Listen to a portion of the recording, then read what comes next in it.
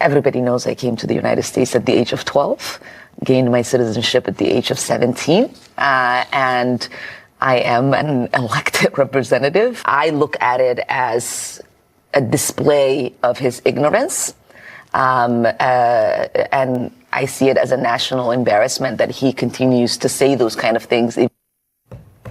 Really? Because it's something that happens in your community all the time, and it's a national embarrassment. She doesn't actually deny the allegations. She just calls it racist, as always. But according to the Washington Free Beacon, Ilhan Omar did, in fact, marry her brother. This actually did happen. The Beacon reporting this. Ilhan's family wanted to bring her brother over from London in 2002 so he could escape a very bizarre lifestyle that he was leading in England at the time. The Beacon claims Ilhan married her brother to get that job done and get him to the United States. Trump's border czar Tom Homan joins us now. You said a couple weeks ago that this was being investigated. You were worried about the statute of limitations, wondering if there was any update. Folks, what you're about to hear is one of the most disturbing, eye-opening political discussions we've seen in a long time.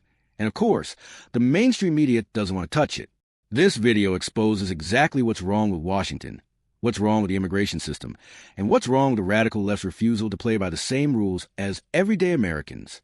Let's break this down, because there's a lot here, and none of it is good for this country. Look, the file's being reviewed. There's a lot of papers, so every piece of paper is going to be verified, and all the information will be checked. Interviews will be conducted. It is an investigation, so we'll see where it goes. But it is being looked at by some very talented investigators. Yeah. Ilhan is claiming that her son was pulled over by ICE agents, asked to prove his citizenship on his way to a store. Take a listen to this. He did get pulled over by ICE agents, and once he was able to produce his passport ID, they did let him go. So your son went to Target last night with his passport. He always carries it with him. In case he gets pulled over. Yes. She's claiming ICE's racial profiling in Minneapolis. What's your response to that? Well, look, it's ridiculous. ICE uses reasonable suspicion. They look at a series of articulable facts, and if they get reasonable suspicion, that gives them the authority, legal authority, to detain and question for a short period of time. Yeah. So it sounds like it worked exactly as it's supposed to work. You got reasonable suspicion, they made a stop, they talked to him, satisfied that he had legal status, and released him. That happens across the country all the time. That's the way the system is set up. I've stopped U.S. citizens in my career when I had reasonable suspicion that somebody needed to talk to about their alienage, and once you talk to them, okay, you get the information and you're released. Law enforcement does that thousands of times a day across this country. ICE is no different. Yeah, I got to keep pushing this because it was such an incredible thing that Kristi Noem stated, but she said something like half of the visas in the Somali community, are fraudulent. Where does that investigation start, and where does ICE and your people come into that? Are we getting anywhere with that? I mean, are we going to see tens of thousands of Somali refugees deported out of this country? Well, we'll see. Look, we've already arrested a lot of them, and as you said, we surged resources up there, and we're going to surge some more up there because there's a big problem. We've arrested those in the country illegally. We arrested those who are out of status, which means they entered the country illegally at one point, then fell out of status. And we're looking at fraud. We're looking at fraud across the board. And we're also looking at vetting those who came in the country and weren't properly vetted and trying to verify, were they properly vetted? If not, can we vet them to be sure that they're not a public safety threat or a national security threat? Yeah. So we're just getting started. I mean, as you said, we already surged resources. Look for that surge to get a lot bigger in the next 2 weeks. We're going to send more agents there and take this on. But if that's true, if half the visas in that community are fraudulent, that investigation must come from a different area of DHS. But I mean, for her to make that. Look, Go ahead.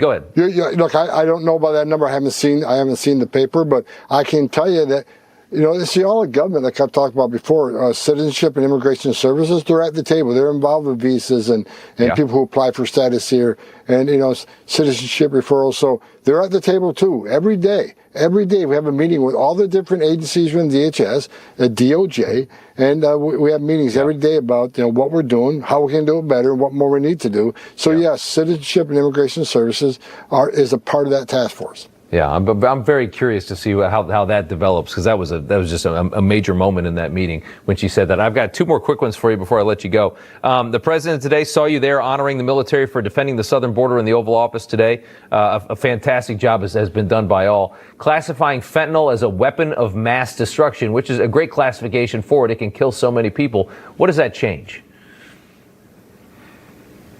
Look, it puts law enforcement on a serious position on fentanyl. Fentanyl should be a weapon of mass destruction. It's killed, just under the Biden administration, killed 250,000 people. So that's going to give us authority across the world, right? We're going to have other countries participate in helping us. We're going to attack this worldwide. We're just not waiting for this poison to come into the United States. We're going to stop at the border, and we're going to start playing the away game. President Trump's already started when he's taking out boats in the Caribbean. Right. It's going to force worldwide pressure in our allies to attack this all over the globe, not just the United States, but we're going to play the away game a lot more, and this designation gives the authority to do that. Colombia, Mexico, all of these countries that are problematic in addition to Venezuela.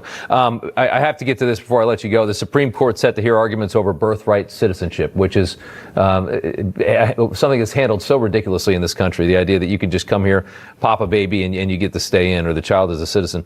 The Wall Street Journal out with a new explosive story. Chinese billionaires are paying surrogates to have multiple babies here in the United States. I mean, a lot of kids. Very wealthy people just sending sperm and, a surrogate, and that's it, getting an egg, and that's it. Many cases without stepping foot in the country ever. Using IVF clinics to do this, they found this loophole to just get a foothold here in this country. How imperative is it that the Supreme Court make the right decision when it comes to birthright?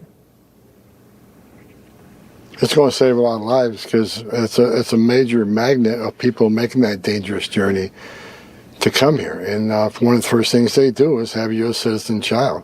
And look, the Chinese and Russians have been famous for decades on coming over as a tourist, having a child, take the benefits and return to the country with it. Now they have U.S. citizen child that's eligible for benefits. That's been going on for decades. But now that we're attacking that under the Trump administration, now they're trying to shift, their MO. But we're all over this too. Look, the Trump administration is going to force the law. We know these criminal organizations are going to shift their motives. We're on top of it. We're shifting too. So you're going to see a lot more on this in the coming months. Yeah. Wow. Good stuff. Tom Homan, the border czar.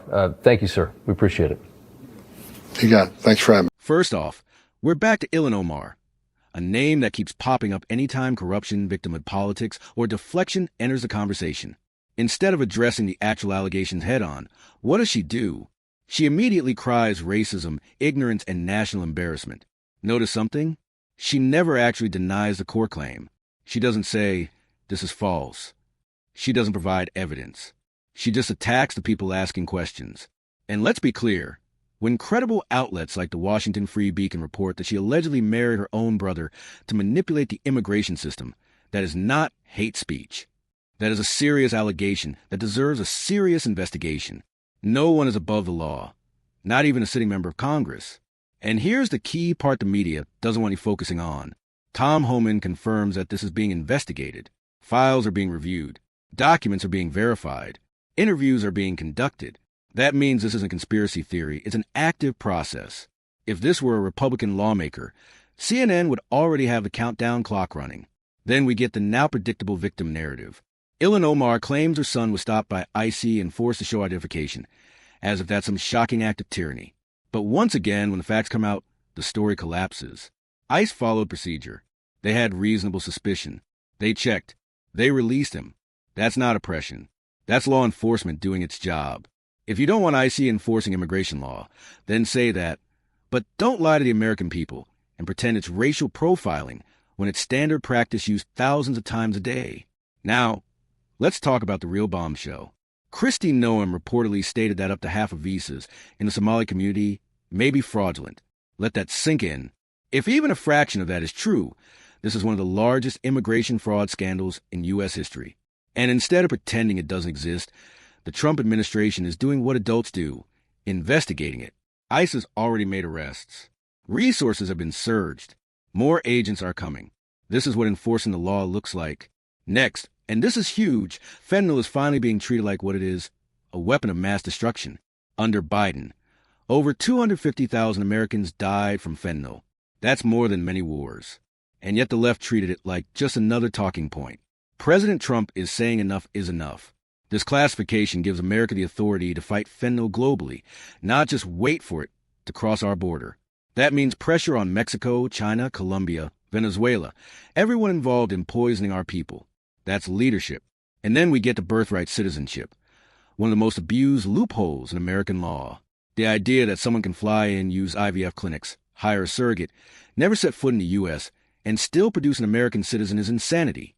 Chinese billionaires exploiting our system. Foreign nationals gaming our laws. American citizenship being turned into a commodity. The Supreme Court has a massive responsibility here because this loophole encourages illegal immigration, human trafficking, and exploitation of our generosity. This video shows exactly why the Trump administration terrifies the establishment. Because they investigate. Because they enforce the law. Because they don't care who gets offended. America is not racist for defending its borders. ICE is not evil for doing its job. Citizenship is not a giveaway. If we don't fix this now, there won't be a country left to argue over. If you believe in law, order, and accountability, you already know which side you're on. God bless America.